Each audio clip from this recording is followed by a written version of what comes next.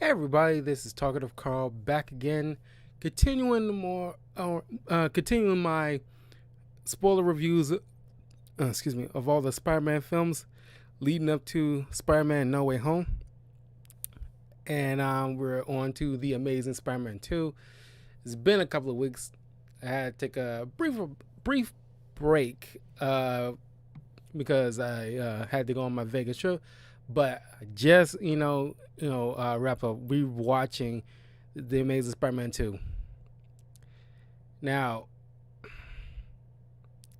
it's a funny thing.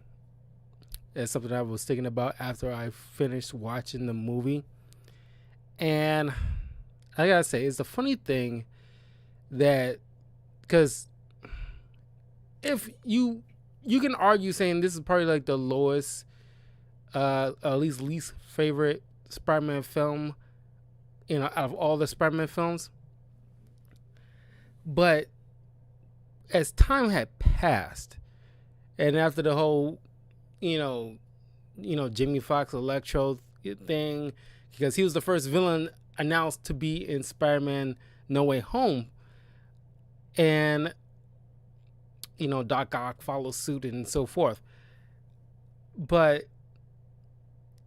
it's just that I find it interesting that we was clowning Jimmy Fox's character not so long ago. We was clowning that whole Mark Webb franchise not so long ago. Maybe not the first one, but definitely the second one.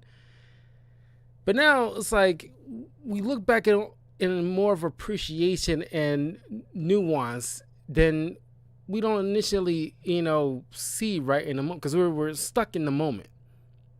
And as time went by, the movie had, enough time to gestate amongst, Marvel fans or comic book fans in general.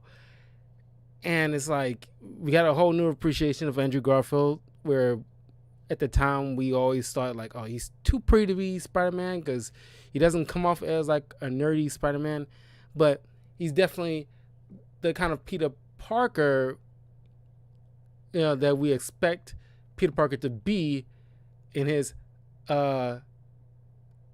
mid to late college years. Hey, Sonic, how you doing? And it's like, yeah, I mean, it's like I never truly, I mean, I can acknowledge the bad stuff. I will go over the bad stuff in Amazing Spider-Man 2. But like I said, enough time went by. I think we all can look back on, there are certain points in this film that I did enjoy after, because it's been a while since I rewatched this film. I only watched this like at least, well, it would be 4 or 5 times maybe after I rewatched it that I've seen it. And it's like it starts with, well, in the original, but in the first Mark Webb film, you only get hints of what happened to, Peter Parker's parents. Now you get like a full, POV of them crashing in a freaking plane, doing spy stuff. And that's the thing in the comics. They play on every once in a while. They were spies. Depending on the writer, they can be like members of Shield and stuff like that. But yeah, the he was trying to run away from. You later find out was like Osborne's flunkies, because they're trying to hide this formula. That you later find out it's tied to uh, uh, Richard Parker's blood, and without it, Norman Osborn can use it to cure himself of this goblin disease. And we'll just call it goblin disease because there's a more technical name for it. I just don't remember. We all know it's goblin disease. That's what we're going to call it. But I got to say, when we get right into the whole Spider-Man of it, we jump right into it. And here's the thing. If you look, if you watch this in order like I have been since Sam Raimi up until this point, and then pretty soon the Tom Holland stuff, you get to see like the literal progression of Spider-Man suits throughout the film, all his film franchises. Because it's not that they're bad; it's just that they just didn't get a comic book accurate. Like they're so close. It's like I think this is just the turning point into what we get in Tom Holland's costume, even though it's Tony Stark help, but Tom Holland's costume is the pitch perfect Spider-Man accurate costume that we've seen in a long time. And I think in Amazing Spider-Man 2, his costume is just a step below that. It's just like this would have been like a prototype Spider-Man costume that would lead into Tom Holland's version. And I like this because it's very bright, and in the eyes, even though it don't move or you don't see the expression in the eyes like you typically would in Spider-Man, it's just like it got the right curvature of the eyes and like the foil like lenses and everything like that. It's just like I appreciate it. I love it. I love it a lot. It's a way better. I argue. Some people might disagree. The Amazing Spider-Man 1, that costume sucked. I think that was probably the worst costume because it's pretty much like a wrestling leotard type of situation. It was probably the worst looking one.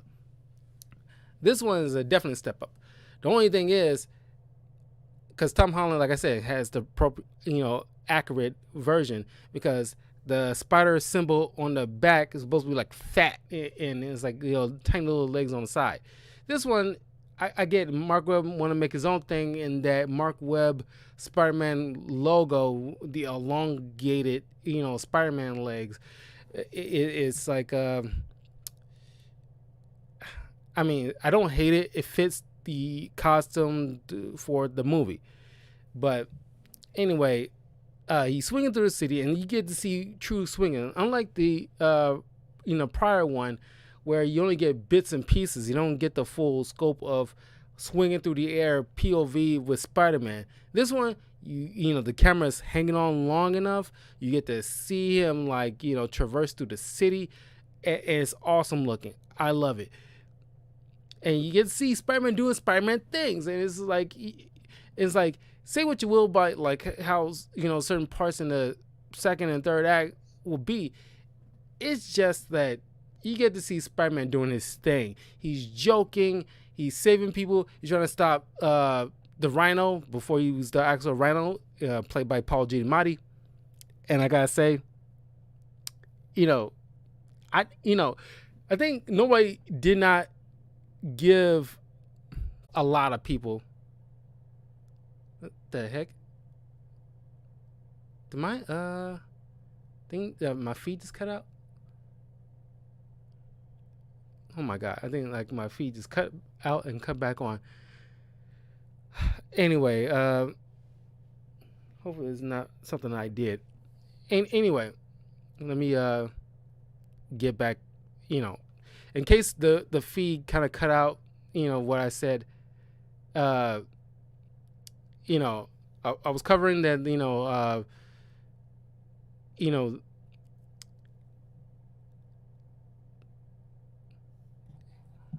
Can you still hear me? Sonic? Can you see me? Because it looks like it's still recording. Hopefully I'm still recording. Anyway, the costume is just like a step below Tom Holland's one. I like the little lenses, the shape of the eyes, even though it doesn't give any expression like Tom Holland's does later on. This one is like a dang near perfect costume. It's bright, and it's because the part one Amazing Spider-Man. Hey Daniel, part one of the Amazing Spider-Man. it seems more like, see, I blame a little bit of Christopher Nolan, because ever since Batman Begins and then later Dark Knight, and how big of a success it is, Hollywood took it upon itself to think, oh, this is how superheroes need to be. So we have to tell our directors who doing superhero stuff, apply the Batman mode to everything imaginable. So everything has that little dark moments, and it's like it doesn't fit the mold of every hero. That's typically a Batman thing, and that's what I like about Amazing Spider-Man 2, the fact that they got out of that funk. I'm not sure what, because Hollywood takes bad lessons, or at least turn a success and try to apply it to everything. It's just like they taking the wrong lessons from certain things, and that's what I did not like about Amazing Spider-Man 1 is just it's so drab. It's a drab looking film, and this one is like somebody turned on the lights and you can see everything. It's just the problem with the first Suicide Squad game. That's just the problem with Man of Steel, BVS, things like that. Hollywood's trying to apply the Batman mold to everything, and it was like, I know the PlayStation game. I made a comment about that. They chose the very drab looking outfit that's pretty much like a wrestling leotard to put it into the game, and it's like I did not like it. They should have gone with the updated one, but that's neither here nor there. Spider-Man is swinging through the city. You get the POV shot of him swinging through the city, and the camera lingers. You can get the feel of it, the wind rushing by, the arc of the swing and everything like that. And he's cracking jokes. He's being Spider-Man. No apologies. Just like in Sam Raimi's Spider-Man 2. We got the whole origin thing out the way. Now we're in it. We're in the thick of it. No apologies. We're in a Spider-Man movie. Let's do this thing. So he's doing his Spider-Man thing. He's trying to stop the Rhino, played by Paul Giamatti. And I don't think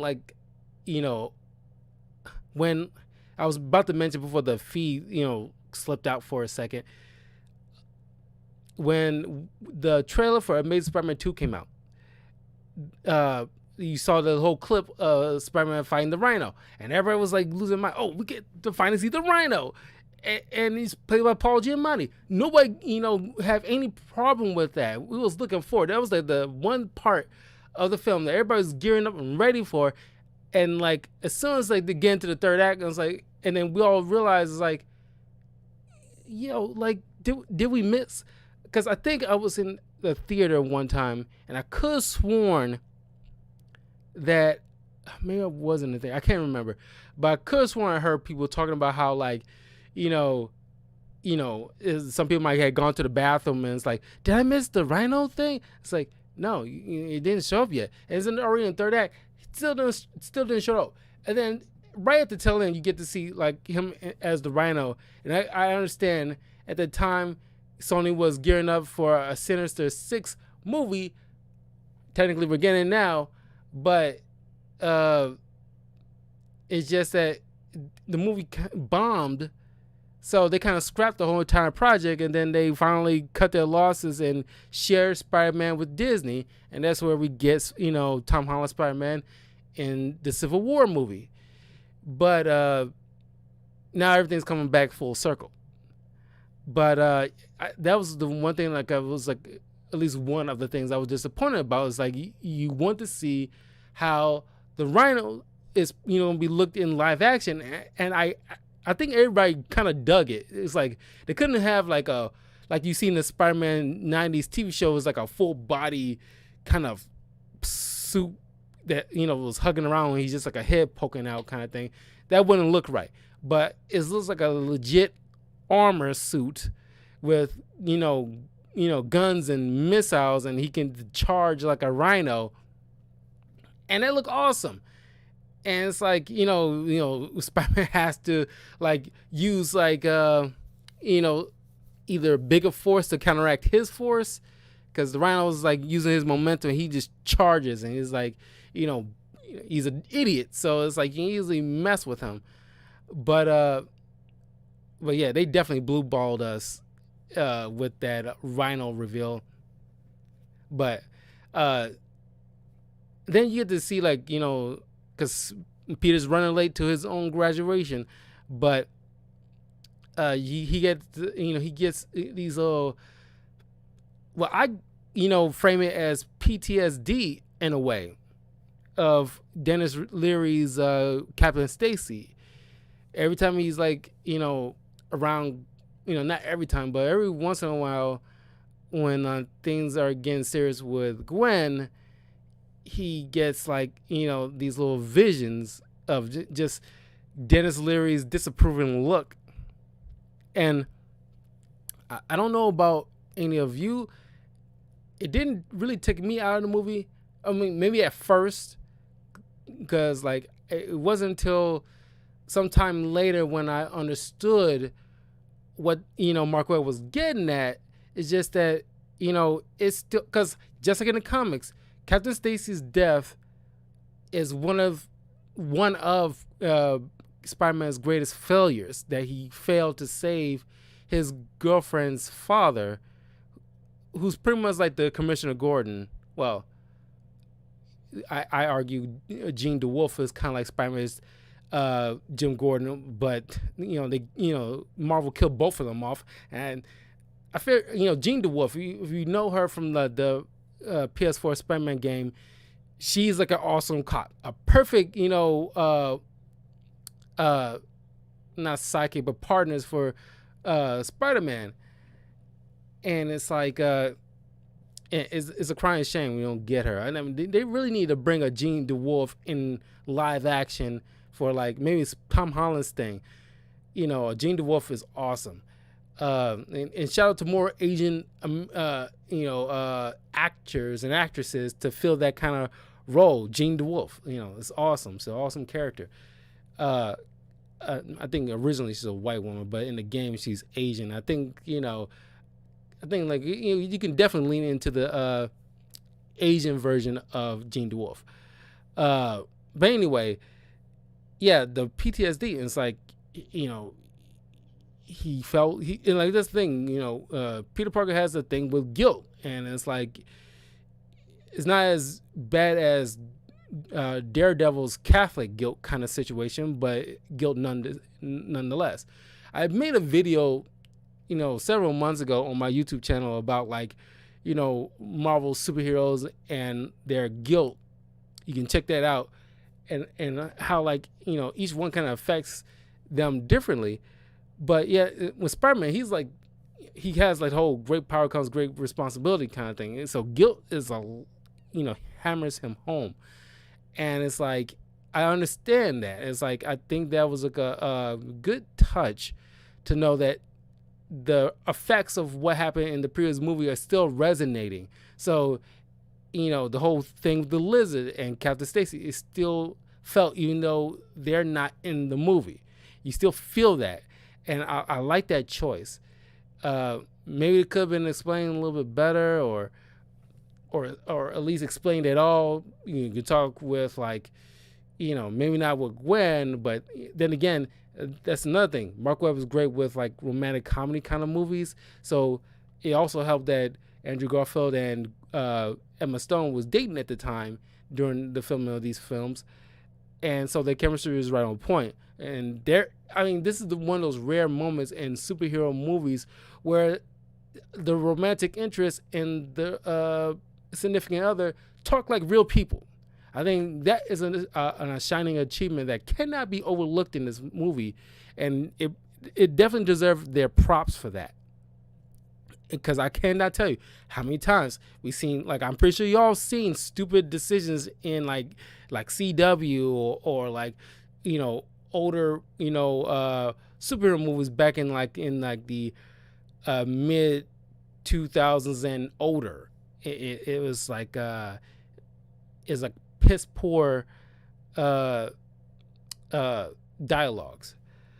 But anyway, he makes it to his uh, graduation and everything like that, but then it's like, he's out doing his Spider-Man thing. He's trying to keep Gwen at arm's length, but it's like, he still loves her. He want to be with her, but he can't do it because he's being Spider-Man. He made a promise because him being Spider-Man put her. She lost her father. He feels in his mind his girl, the woman he loves, lost her father because of his. He feel like it is his fault for being Spider-Man, and he put the captain in danger. But that's the thing in superheroes, in comics and in movies. It's like, maybe when you're fresh out the game and being a superhero, you probably feel like everything's weighing on your shoulders. But at a certain point, especially with Spider-Man, you should understand that these people are not like robots that can just stay when you tell them to stay so they can be out of harm's way. They have their mind of their own, and like if they feel like they want to help you, they will step in and try, and because they care about you too, and they can have you bear the weight on your own. It's too much. Sometimes it's too much. And he made a decision, and he just does not realize that. And I'm pretty sure by the end of the film, he eventually realizes that, because he was going through the same thing with Gwen. And I love Emma Stone. Emma Stone is amazing. She recently just turned 33. She's the same age as me, and like I love Emma Stone. I still love her as Cruella. I think it was one of my next to this. I think that was my other favorite Emma Stone role that I've seen her in, and she's just amazing. Oh my god, I just love Emma Stone. She's a great actress. I love her. Andrew and Stone had a lot of chemistry. Yeah, they have a lot of chemistry. They was dating at the time, so it's like it's a shame that I don't even know when they broke up. It was only like a month or so ago that I found out that Emma Stone had a kid. And it's like, since when was she pregnant? And it was like, since when was she dating anybody, let alone pregnant? And it's like, wow. But anyway, you get to meet Jamie Foxx's Max Dillon, and it's like, it's another, because we after Wonder Woman 2, we all made that joke about how Kristen Wiig was doing the same old nerdy, obsessed super fan. That's like a total insecure thing, just like Jim Carrey as the Riddler, and just like Jamie Foxx as Electro. And it's like, it could be done well, but they just did not nail it. I mean, it's maybe a little bit with Jim Carrey's Riddler, in my opinion, but with Kristen Wiig and Jamie Foxx's little roles where they like the nerdy recluse, I think Kristen Wiig's version is well, it's hard to say which one's worse. Hard to say which one's worse. I mean, I leave it up to you guys to decide which one was worse. But maybe Kristen Wiig's thing was worse because by that point, because we didn't learn our lesson yet by the point Jamie Foxx came around.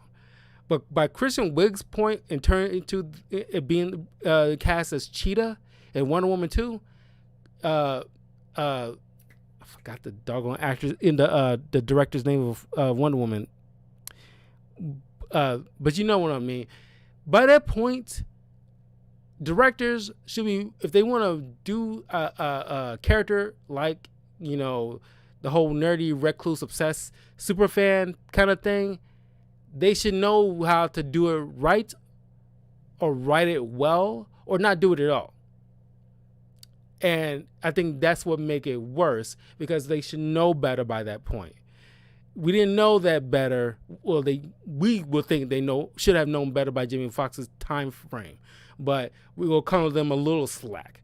But yeah, Kristen Wiig's, in my opinion, probably slightly worse because they should have known better how to write characters, who's supposed to be like that, better, because they have perfect examples in the past to know not to do it that way, or at least try to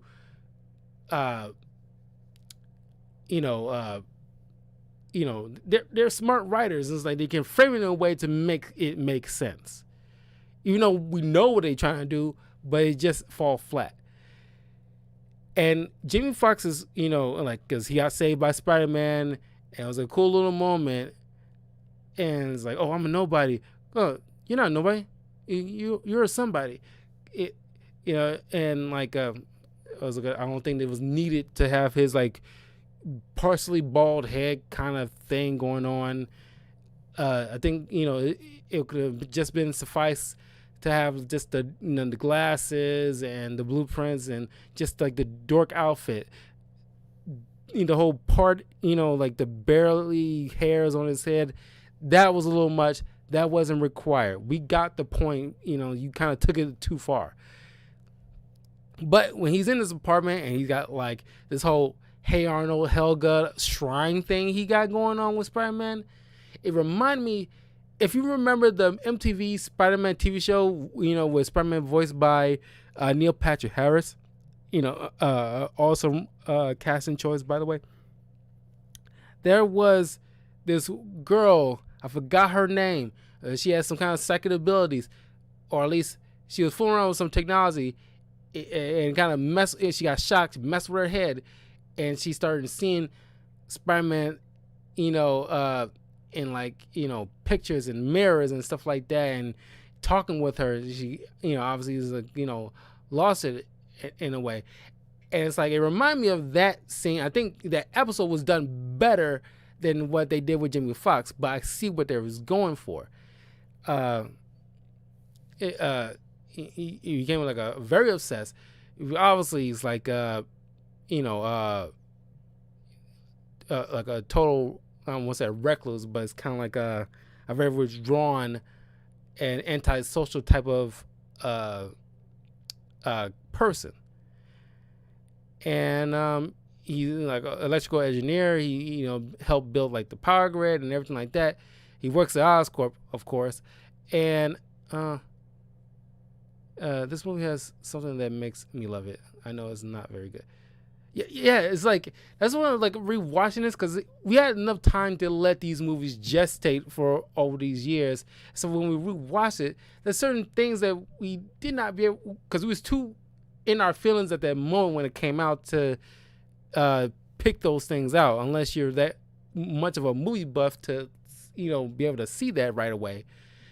But it's like, yeah, now that we have some appreciation and more nuance, we get to see what they're going for, because like I said, it was too much in our feelings to see beyond the bad. They're still bad, but we get to see what the director was going for. They didn't need to do any Mark Webb cut or anything like that. But of course, you see the moment when Jamie Foxx go into the electrical room. They got a freaking tank with electric eels in it. And it's like, I think they was using them for like extra power or something like that. But it's like, I don't know why it was there, like electric eels. But he falls in, get your electrical powers and everything like that, thinking he's dead, and they sent him to the morgue, buried his records, so that way nobody won't find out about the accident, so they won't get sued. Of course, he eventually does wake up. It's almost like a monster movie.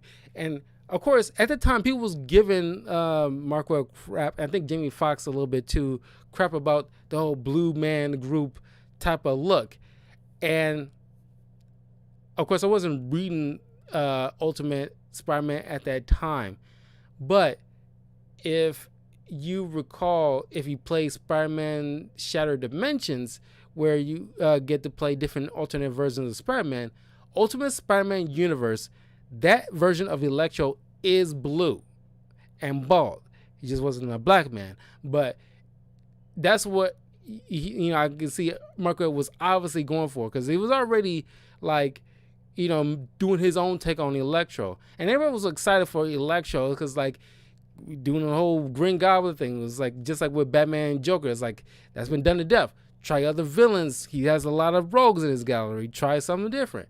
And just like with Batman, I want to see a Calendar Man as a primary bad guy because there's a lot to do with him. Firefly, you know, well, we get to see like the Shocker, you know, and a little bit of the Scorpion, but I want to see full on Scorpion that we know. See the Scorpion, because the Scorpion, like if you remember the 90s, you know, TV show, J. Jonah Jameson, you know, helped build the Scorpion. I kind of want to see that in Tom Holland's version in the future, but it's like he helped build the Scorpion suit for Matt Gargan, and it's like, you know, the Scorpion is supposed to be like the spider's natural predator. And it's like see those two going at it, and it'll be this awesome to witness. But you know, Max Dillon, you know, walks out in the middle of Times Square, and like, you know, freaking people out while he's trying to absorb electricity from the ground, and you get to see, like, you know, because, you know, obviously it's affecting his mind, but it didn't help that he was already kind of, you know, on the precipice mentally, because he's you know, like, as like one Osborne security guard mentioned how, like, oh, he's just invisible. He's like, he has no body kind of situation. So it's like, just like with Kristen Wiig, nobody acknowledges her. I think a little bit, not fully, because I think people see Edward Nygma in Batman Forever, which I will eventually get around to, but people, you know, slightly see he just was just obsessed with and has a bit of an ego, but also obsessed with Bruce Wayne, and he wants to be Bruce Wayne and get that recognition, and people acknowledge, he wants people to acknowledge his genius. It's not that so much that he's not being seen. He just, his genius hasn't been acknowledged. That's the only notable difference between Kristen Wiig and Jamie Foxx's roles. So when you watch him look upon like the boards in Times Square, and like the cameras are rolling, and you get to see all his face all over the screens, and he's like, y'all can see me. Y'all can see me.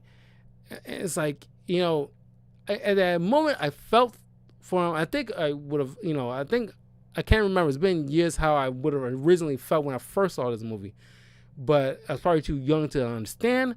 But I you know, at that moment I felt for him, because I think that's what there should have been, because there's too many cooks in the kitchen. They was trying, Mark Webb, the only issue is, he was trying to add two, it's like, how do I put it? It's like too many different types of movies into one single movie. Now, it's not the same as, like, you know, Spider-Man 3 when they have like Sandman and Venom. They were trying to add too many characters, which is ironic. I know with Spider-Man No Way Home coming up, there's going to be a lot of characters in there. But, you know, I figure, like, you know, Marvel and superheroes in general had a better handle on how to balance a lot of characters in one movie than we used to back in the day, because, you know, superheroes has more clout and, you know, more understanding how it should be played out better than we used to back in Sam Raimi or Mark Webb's day. Poor man, he was only a fan during Joe Killing Machine. Yeah. And as soon as, like, prior, you get to see, like, Harry Osborne in this, which is funny because he's never not. They clearly supposed to be best friends with Peter, and it's like, you know, after his father died, he's, you know, pretty much assumed the role of the CEO of Oscorp, and it's like, you know, his best friends, Harry, he's back from Europe kind of situation. It's like, it's funny how you never mention your best friend, not once in the original film, but whatever. And what's that actors they played? Something Delahan. John Delahan, Delahan, or something like that. Delahan, I think. And I didn't mind him. I think, I don't know, because it's like there's bits and pieces of Bark, you know, about that version of Green Goblin, and there's bits and pieces about James Franco's Green Goblin that I like. But I think William Dafoe still is a better Green Goblin by far. It's like a nice blend. And something about what William Dafoe does makes that character work so well. And like he, just like with Alan Rickman as that terrorist in the first Die Hard movie, it's just, certain actors that can just slip right into a role and just knock it out of the park, no issues. I think that's like the best part. They are arguably like the best part, of those films, and just like, this version of Green Goblin is like, just is I can see what you're trying to do, but it's like you're just not getting it. But you get to see Felicia Hardy in this, and it's like clearly Sony wanted to establish their own universe. They're getting it now, but it's like clearly they just did not have that, that the revenue and like the clout, and like it wasn't a perfect storm of proper movie shared universe setup at that time. Clearly they wanted to. They introduced like I said, they used like too many different, like, not cooks in the kitchen, or just they was trying to tell different movies in one movie. And it's like, yeah, it's like because I definitely, matter of fact, yeah, I think definitely John De La Han made a better Harry Osborne,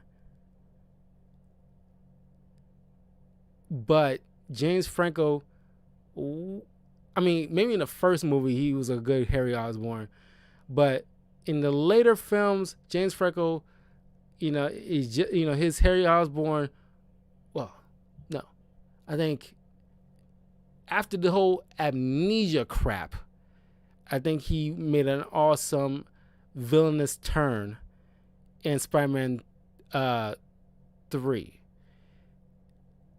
And just like that nice little heel turn, like he's just like, so obsessed that he did not get his father's approval. He's never going to get it. And he's so obsessed, how his father saw him. He didn't see the forest between the trees, or how his father really thought of him, and just like spiral. You can see how it spiraled.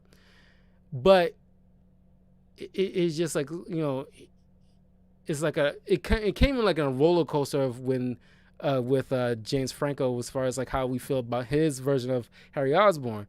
But De La Han's version, I think it was like a good average steady Harry Osborn, but neither one of them was a good kind of goblin. But you get to see a nice little rapport between him and Andrew Garfield. And I like his introduction into, well, not introduction, but his role, that scene in the boardroom where he just is like, he's not like some piss poor, like spoon, silver spoon in his mouth kind of rich kid. It's like he knows his shit. So he sat down, tell these old crusty white men off, and it's like you see this, Felicia Hardy in the end, like, hey, for now on, you all answer to Felicia, because she's the only one who's going to answer to me. It's like, it's like, because she's the only one that seems like, got like any type of sense.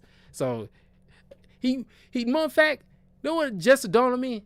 He makes a great, I mean, maybe not height, but like as far as like attitude, an awesome Seto Kaiba. That attitude, when he's in that boardroom, that's what, that kind of vibe he's giving off to me. I'm probably sure, obviously it wasn't what they're going for, but that's how my mind's making connections. That whole attitude is like, I will fire any one of you at a drop of a hat. I know my shit. Don't think like I'm just some stupid rich kid, some spoiled rich kid. I know my shit. Don't fucking pull a wool over my eyes thinking you're gonna think that's gonna fly. That's not. And it's like that attitude. That's part is probably the best scene of him that I love. I love that part. And then, like, his interaction with Felicia Hardy was great. I kind of wish they would have. Obviously, they're going to eventually make a Black Cat, in future movies, but she could have made because I think that's the same actress who was the lead actress in Star Wars Rogue One. I just don't remember her name, but I think that's the same person. And it's like, God, it's like, if she's allowed to take another bite of that apple, I think she makes a great, because Tom Holland's a little bit older, even though he still looks pretty young. He's a little bit older now, and I think they can fly with bringing her back as Felicia Hardy Black Cat. I think they can swing it, but if they want to go with somebody else, I can't be too mad at it. But it's like, she definitely deserves another crack at that role. But anyway, Spider-Man comes in and it's like just like a nice, whole Spider-Man moment where, just like with Captain America, he tried to talk these people down because he like assessed the situation, and it's like he's not gonna go in there fist first into the situation. It's like he's playing around with it. He recognizes the face of that guy, despite looking like Blue Man Group. It's like, oh, wait a minute, don't tell me, is it Max? Yeah, it's like, yeah, you my eyes and ears, man.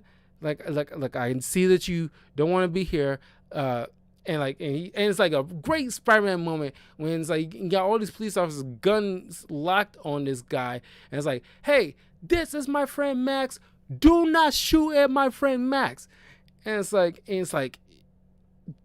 that is awesome. That is Spider-Man to a T. Just like when Tom Holland, which we'll get to in Homecoming, where he's like, jumping in and like, Charles Gambino's about to get popped, and it's like, hey, you don't shoot, hey, if you're gonna shoot anybody, shoot at me. It's like that moment. It's like, Spider-Man is like, that's how he is. He hit the nail on the head. That is awesome.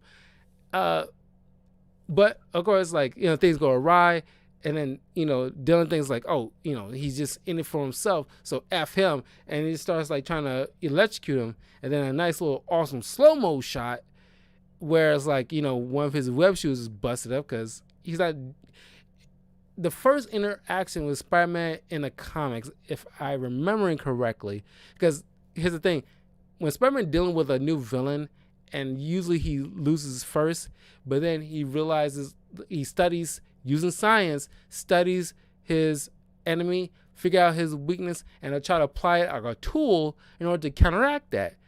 And what Spider-Man usually do in the comics when dealing with Electro, well, it's like he got like you see in the movie, he realized to like because he's like a living battery. You got to make sure that his web shooters can hold a charge wherever he's kind of putting out before overloading. And just like how in the comics, in order to deal with the shocker, he has to, insulate his chute or offer some kind of padding or something like that in order to, that, he kind of utilized a piece of cloth off of Shocker's costume to, learn how to rework his costume in order to handle the shock blast from Shocker. And that's using his, science and intuition. And like I like that being displayed here because you did not get that with Tobey Maguire's version. And I think like Tom Holland took it to the next step. And of course here's the thing. Later on you get Harry Osborne figuring out that he got like a same disease as his father. Even though it was like his father was like maybe like late 40s, early 50s, and he, by the time the disease really like kind of like reached to a point of crippling and nearly killing him, and Harry is like what, mid-20s, getting into his 30s. He has a good 30 years to study and try to find a cure himself. But he's like, I guess he, in his mind, he needs to rush this because he doesn't want to end up like his father, which is like a stark contrast to James Franco, who wanted to be his father. This Harry doesn't want anything to do to be his father because I guess he resents his father because he sent him away to live abroad, a kind of situation. But he calls Peter, realizing finding out about the whole Spider-Man. Somehow he got bit by one of the spiders in Oscorp's containment before they was all decommissioned and destroyed, and he realized Spider-Man's blood could be his cure. Later on, you see Peter discovering this little abandoned train station, like that we worked into a little small lab designed by his father, and finding out about he doesn't want any Osborne, at least Norman Osborne, to have any bit of his formula or samples or anything of the sort to fall in Osborne hands. And you kind of equate that to fall in, including Harry, into that little tidbit. And those scenes should have been flipped. That should have came first. Obviously, it had to need to become first, but somehow, they mixed up the scenes, because now you get to see the scene where Peter gets Spider-Man to show up and meet Harry. He's explaining to Harry his blood either is going to kill him or it's going to turn into something worse. I cannot risk that. I cannot risk your safety. I cannot do that. And then he comes across kind of cruel, because you're not going to save your friend. But then you get this scene, and it's showing his father doesn't trust the Osborns. They had a habit of turning things, they discover into a weapon or a potential weapon. And it's you can't have that. So those things should have been flipped. It would have made a lot more sense and made probably the whole movie more coherent, at least so far as maybe that arc. I didn't mention that he stopped Electro using after he saved the people on those staircases, with an awesome moment where it's slow-mo, getting people not touch the metal rails and everything like that, and using a water hose to spray down Electro. Also, if you did not notice, and I like this, I wish they would have continued it. If you could have hear a certain chanting. It's when he's in Electro's in Times Square and he's trying to charge himself up, or it's when things getting stress is hitting him and everything like that. You hear in the subtle score, and it's you hear some kind of chanting. Obviously, it's feel like maybe a mental break he's having, because you get to see a subtle mental break earlier in the film, but he's kind of kept that close to his chest. He's holding that in, and at this moment he's having this Hulk moment, and he's bursting, and it's F it, I'm cutting loose. And it's you hear this chanting you lied to me, you Spider-Man, you lied to me, you Spider-Man. I can't, I hear you lied to me, you lied to me. And it's something else there, but that chanting, I wish they would have continued that. I like that, and I wish they would have made it his theme, knowing that he's gonna snap. And it's he's going full tip. I wish they would have kept it. I like that. He eventually is locked up, and it's he's essentially not being put in a proper prison. He's being tortured and experimented on in Oscorp, and one of the doctors named Dr. Kafka, being a German man, but usually in the other iterations, Dr. Kafka is a good doctor and scientist for the Ravencroft Institute, which is Marvel's version of the Arkham Asylum. And you got a crazy German scientist experimenting on people. It's kind of like I want to say a bad luck, but it's like obviously you can see what they're going for. And that's where he just gave himself the name Electro. And it's like an electrical engineer has the power of electricity. How dangerous do you think this man can be? And he's pretty much like a lesser version of Static Shock, pretty much. He came out way before Static Shock. And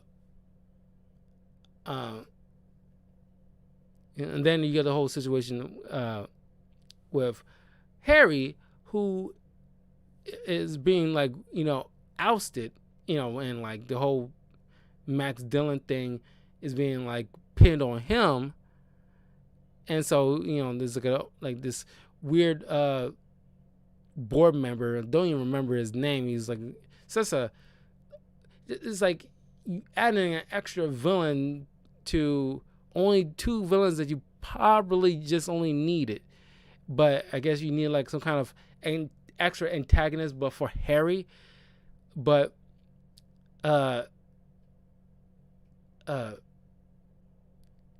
so Harry needing access to Oscorp in order to find this cure that has been stashed away, or at least the last spider venom that's been experimented on that could possibly cure him. But he realized he can use Max to break back in. So he breaks Max out, decides to work with Max in order to give him the chance to take down Spider-Man.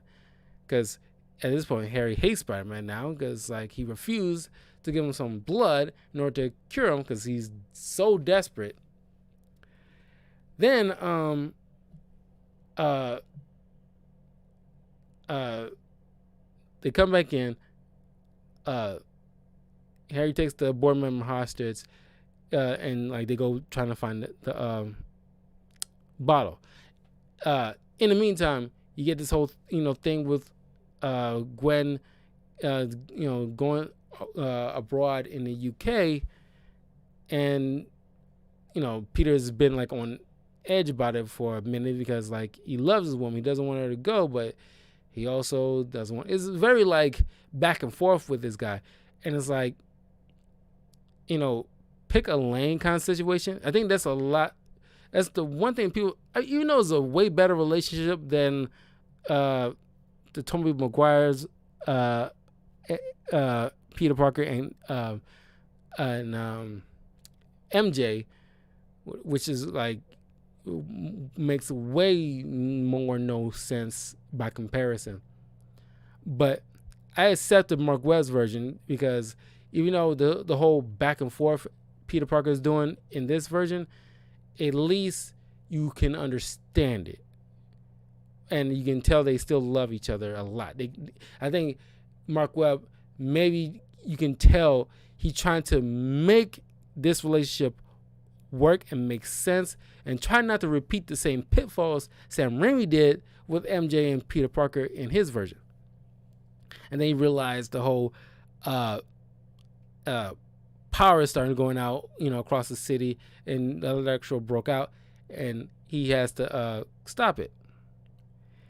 Now, there's been like some extra scenes trying to make the whole situation more dire than it, we already know it is.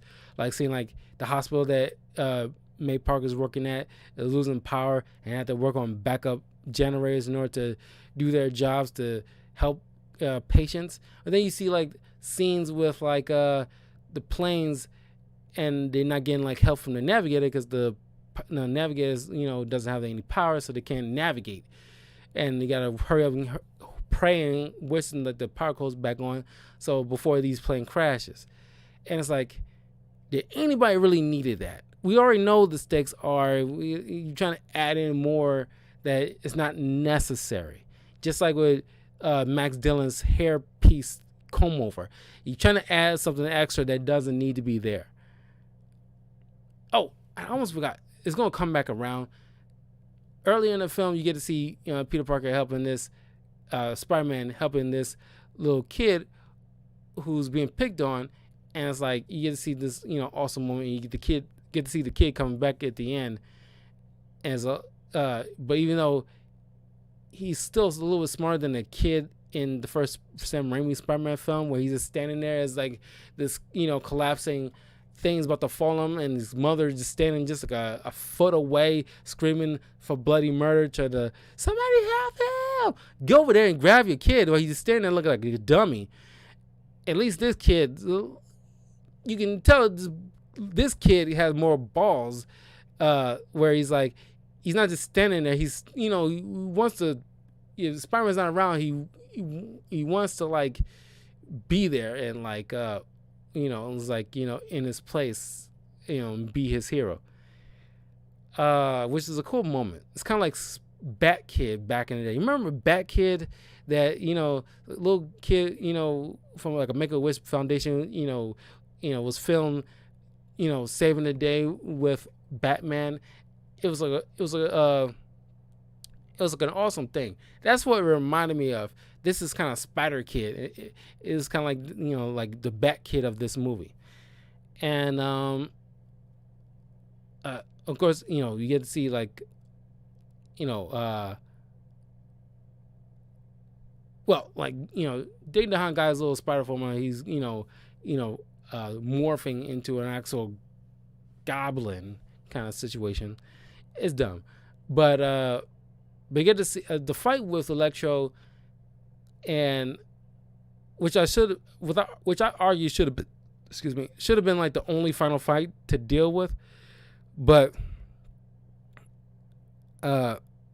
Max and Spider-Man fighting in the power station kind of situation, and it's like it's a cool moment. You get to see Electro being an Electro, going through there's these electrical pole things, and like playing like Itsy Bitsy Spider, and went out the water spout, down came the goblin and took the spider out. And it's like a nice little commentary. I think they was trying to do a reference to that part from the Sam Raimi thing, which I didn't mind. I don't think anybody mind. Now, if you got somebody out in the crowd randomly somewhere, it's like, you mess with Spider-Man, you mess with all of us. I'm glad they didn't do that. That would have been going too far. But yeah, then the Gwen Stacy show up kicking ass, came in like a police car and is knocked into Electro. And so she's there, she's helping, and they help take down Electro, which you would think at that time you would think like, okay, he just dispersed through like electrical magnetic waves or something like that, but he obviously is not dead kind of situation. However, after the announcement with him coming back in Spider-Man No Way Home, you can say that Doctor Strange's little thing kind of warped him out of that situation right as like he dispersed, he traveled through the portal into the MCU universe. You can say that can easily be done.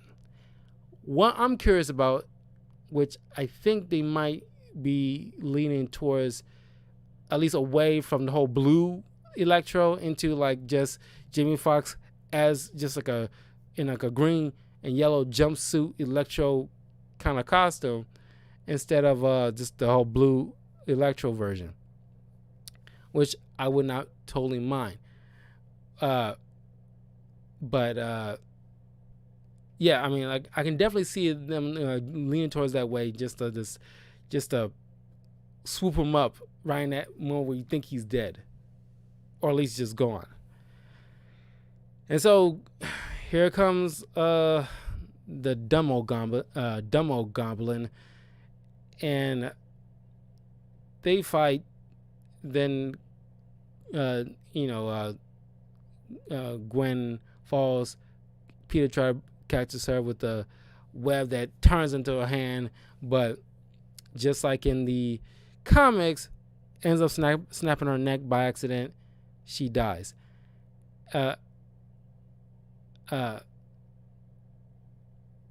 oh, you know they're gonna show, and that's what, like, certain people was like, telling me, like, or at least a lot of people, like, because Andrew Garfield from an interview several months ago talking about, like, it was like a funny thing he said. It's like, I recommend y'all chill.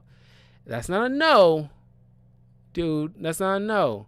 But it's like, you already, first it was Jimmy Foxx's Electro was announced that he's gonna be in Spider-Man No Way Home, which is weird. It's like, nobody's like, why would he bring in Jimmy Foxx's Electro in the MCU movie? That was like a whole different thing. Then Doc Ock was announced. Okay, now you got like Sam Raimi's villain and you got Mark Webb's villain. So, and now you got like, very recently it's been announced that the Lizard and Sandman, and those two actors who played those roles, is supposed to be in it too.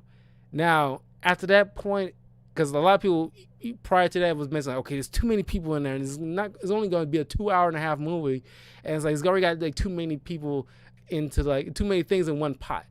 And like after they announced, I didn't, I didn't really fully, I hear them, but I didn't hear them at the same time. It's like, I don't know, man. It's like it's like you getting all these things into this one little melting pot. I'm all in for it. But then once they announced like Sandman and like the Lizard, it was like, okay, I'm all for it. But I think like that's the cut-off point. Okay, no more, because you're like, obviously like Vulture's probably gonna be in it. But then it's like, and that's another thing. You got Morbius movie coming out in January, and he's making reference to a couple of different Spider-Man, which is going to come out way before, at least a month prior to Morbius. And it's like, how you going to weave in Morbius, or at least how Morbius is going to tell a story? Is Morbius a spoiler with his trailer that came out a couple weeks ago? Is that kind of, well, I wouldn't even call it a spoiler, because, Michael Keaton's Vulture showed up in this trailer a couple of times. And it's like, is it a spoiler if we already know what's going to happen with them merging? At least, like, because I don't know. Because, like, where does Morbius fit? Because I think maybe because I think, yeah, Morbius supposed to have came out way before Spider-Man No Way Home. But because of the pandemic, they pushed it to January. Now, and I understand they also probably want to make room for Eternals, which is kind of a smart move. But I know overseas, I think specifically like Japan and another country, they moved Spider-Man No Way Home to January, which got them up in arms over there. And it's like, I don't know. I kind of want them to kind of like switch Morbius and Spider-Man 3, switch places with each other. Because if Morbius somehow winds up in Spider-Man No Way Home and then we get his movie, it will feel out of place in my opinion. I don't know, maybe it'll still turn out good, but like it's a little out of whack. And it's like, I get it, it's the pandemic, you moved the movie, but it kind of like shot themselves in the foot. Because like if Morbius somehow shows up in No Way Home, and then it's like, then you probably gonna have some kind of spoilers in Morbius somehow. I don't know. It's a weird position, but at this point, after it's not confirmed, but it's it's like it's been a lot of reports that it's like, okay, Lizard and Sandman's coming back, and it's like, okay, if that is true, that is your cutoff point. You already got Vulture, Green Goblin, Doc Ock, Electro, Lizard, Sandman, Venom. Now you already got the 6 of the Sinister Six, and I think maybe Venom might show up to like be like the wild card to help the Spider-Man out.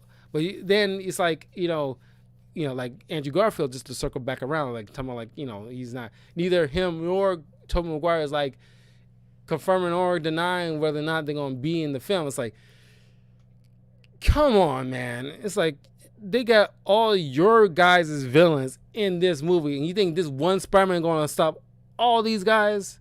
Even if Venom might be helping, that's still too much. And he doesn't know anything about like Doc Ock and Electro. And it's like, come on. It's just a weird thing. And it's like, I remember earlier in the summer, not like early, but like late in the summer, that Andrew Garfield was in New York, and a fan got a selfie with him, and he asked, Andrew was like, are you gonna be in Spider-Man 3? He didn't give him the answer. He just like, kind of give like that, how guys nod to each other, and just either he kind of like not like a nod like a yes, but kind of like a what's up kind of thing. No, he didn't do that. He just smiled. Yeah, that's what he did. All he did was smile. He didn't say yes or no. He just smiled at him. But it's like, I know actors got to play coy. They don't want to spill any kind of beans or anything like that. But it's like, it's fairly obvious that, these two are going to show up. And it's just like they're keeping that close to the chest until you actually see the movie. And I kind of want them to, even though the trailer had to be forced out because the crazy leak. But at this point, I don't want to see any trailers until we actually see the movie. And I'm so excited. Like, I think I'm going to see it on Thursday like I did Eternals. But I'm going to call a day off on Friday for my job so I can, like, because not only because it's going to probably take me a while to get back home so I can do a spoiler review there that night, but I want to, like, take an extra day just to digest what I'm going to be seeing. I want to digest it and let it sink in and just be in awe of it. Because I don't care, because people worry that it's not going to be good because it's got too many things in one movie. And it's only 2.5 hours. And maybe a few of these might be cameos. Maybe. But I am, this is my own personal opinion. I don't care how I be telling people, I don't care how it turn out. I just want this movie to exist. It could be, be like the excellent thing we ever seen or the worst thing we ever seen. I doubt it'll be the worst thing we ever seen. But, let's say it might be somewhere in the middle, average, or the best thing we ever seen. That's probably the only two options. Because I doubt it's going to be horrible. Because just to see everybody like that we've seen over the years in different movies, like a live version of Spider-Verse in one film, the only thing would be maybe bust a gut if they somehow included the voice actors from all the other Spider-Man animated shows throughout the years, like Neil Patrick Harris, or the guy who voiced Spider-Man in the 90s, or and the guy who's voiced Spider-Man in the 70s Spider-Friends TV show, and the guy who voiced Spider-Man in the Spectacular Spider-Man. Somehow they get some kind of at least cameos, so it's like a full-on, or even the guy who voiced Spider-Man in the Spider-Verse that helped Miles along the way. Somehow he, that guy who was on New Girl, and somehow he gets a little, little slick cameo. And it's like, this is gonna be it's not happening, but that would have been okay, this is a huge Spider-Man love. And I'm a huge Spider-Man fan. And this is a huge love for Spider-Man, and I'm all here for it. It's you can have your Batman fans. I'm not hating on Batman, but your Batman fans jerk off Batman a lot, and it's Spider-Man is damn near close to Spider-Man as far as popularity and money it rakes in and the rogues gallery. And this is, if the only thing that would even top even that, if they came out on Spider-Man Day or something like that, because there's a Batman Day and there's a Spider-Man Day, and it's showing the Spider-Man love is gonna be oh my god, December 17th will be new Spider-Man Day or something like that, because it's I don't I'm off the beaten path here, but it's we're already at the end of the film. But obviously, I mean, the way they handled Gwen Stacy's death, it wasn't good. And Gwen Stacy's death, just like with Kevin Stacy's death and Uncle Ben, they're the most quintessential, most acknowledged and recognized comic book deaths in history. Right up there with Superman's parents dying on the planet. Right there with Batman's parents being shot. It's it's the most iconic, damn near unflinching, unchanging historical fact, and that that hasn't been touched. That is like kind of like a sacred thing not to mess with. Deaths in comic book history, and it's like maybe at some point I'll do the death of Gwen Stacy. I only read that once as a kid. I haven't really gone back to that, and I probably should. And I gotta do another comic book review for Kate Bishop Hawkeye, because I already did like the Matt Fractions Hawkeye run, which is already on the YouTube channel if you had not checked it out yet. But because the TV show is coming up, I want to get around to Kate Bishop Hawkeye, because I got to reread that and put that on the channel. And after that point, I want to start like doing some more Spider-Man comics in different versions of Spider-Man, because I got Spider-Man on my YouTube profile and Twitch profile and my Twitter profile, and I have not done a Spider-Man comic book review on my channel, and I'm only in the past month or so starting to do Spider-Man films. Man, imagine be watching The Matrix, and then you hear people fighting next one yelling, damn, it was like 3 Tom Hollands. Oh yeah, oh god, yeah, Matrix 4, god dang it, I almost forgot about Matrix 4. Oh my god, when is that supposed to come out? Hold on, because I completely forgot. Everybody's like so pumped because like you got Eternals that came out, and everybody's talking about it. The whole Free Britney thing just happened. Britney's out of her conservatorship, and then Spider-Man, No Way Home. But Matrix, 4 is just like, wow, it's just like got lost. Cause like, yeah, December 22nd, that's when it's coming out. Like, wow, it's like a week later. Damn. And I know I'm still going to see Matrix 4, but and I think that's gotta be like a love letter to the Matrix franchise as a whole, even the bad ones. But I'm looking forward to that too, because Keanu Reeves. I love Keanu Reeves. He's like just like a pure soul. Keanu Reeves is. But yeah, I wish they kind of handled Gwen Stacy's death a lot better and with more care and gravitas than they did. And I feel like they was doing so much, they kind of have not rush it, but they didn't give it the time that it needed to hold any weight that it needed to hold. So Spider-Man is on like a little self-appointed exile because he's like grieving so hard. And the funny thing is, there's supposed to have been, if Mark Webb would have gotten like a third Spider-Man film in his franchise, there's supposed to have been some kind of like there was like a still shot of a woman, a redheaded girl who's supposed to have been like his version of Mary Jane, that he was wanting to introduce into the third film if he would have gotten that. But I can't remember who the actress was, but it was it would have been like a interesting thing if that would have had happened.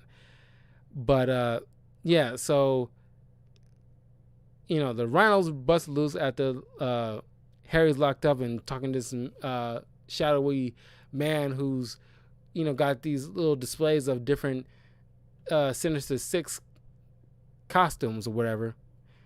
You can see Vulture's wings and Doc Ock's tentacles, and then the Rhino suit. And then you got Paul Giamatti, wreaking havoc in the city.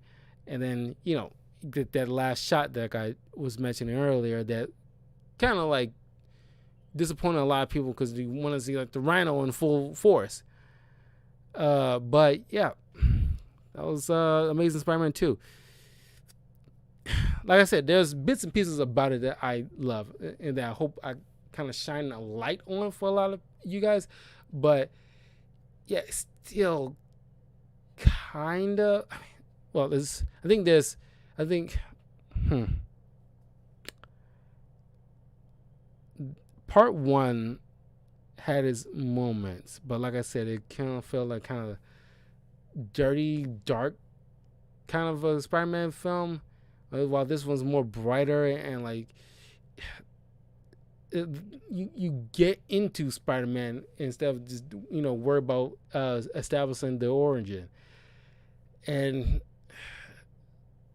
I don't know. I can't even call it like the worst one. I mean, if chronologically, if I had to, out of all the Spider-Man films, yeah, it's probably the low tier one.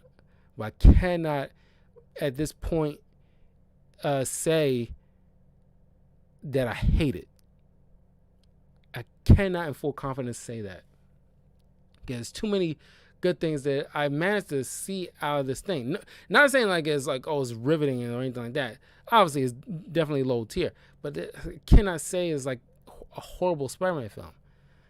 But once we get into this Tom Holland ones in the next, because I'm, in the next week, in the next 3 weeks, we'll be going through Tom Holland Spider-Man films and then Spider-Verse to wrap up all the Spider-Man films. So that way now I'm more, because I gotta want to carry, like I want to make sure I have some time to, before No Way Home comes out, to like do some Christmas theme movies to spoil a review for. Then I'm pretty sure I'm gonna be wrapping up Batman movies soon, because I got God, I do not want to make a tier list. I do not want to do that. Yes. But yeah, I still got to do, because I'm gonna be doing in like a few minutes Batman Returns for a spoiler review of that. The next week, next couple of weeks we'll doing like Schumacher versions, because I haven't seen Forever, and even Batman and Robin I haven't seen in a long time. But then of course we're gonna be diving into Batman Year One and Lego Batman to wrap up all the I know that's not all the Batman films, but that's the ones I'm doing so far this year. I will eventually, maybe at some point, go into like Sub-Zero and Mask of Phantasm and Batman Ninja and so forth. There's other Batman stuff out there, but these are the ones I'm settling on for this year. Maybe next fall I'll work in the other Batman stuff. But I'll see you guys in a little bit. If you're watching this on YouTube, don't forget to leave a like, comment, subscribe, all that good stuff to Talkative Carl on YouTube, Twitch, and Twitter. Follow me on my Patreon, patreon.com/TalkativeCarl. If you have certain ideas for reviews that you want me to do for you, for the channel, there's different tier lists that, just pick whatever one that you feel comfortable with. They're fairly inexpensive, and I'll put you on a priority list. So I'll see you in a few minutes for Batman Returns, Tim Burton's Batman Returns, arguably one of the best Batman movies in my opinion. So I'll see you in a little bit.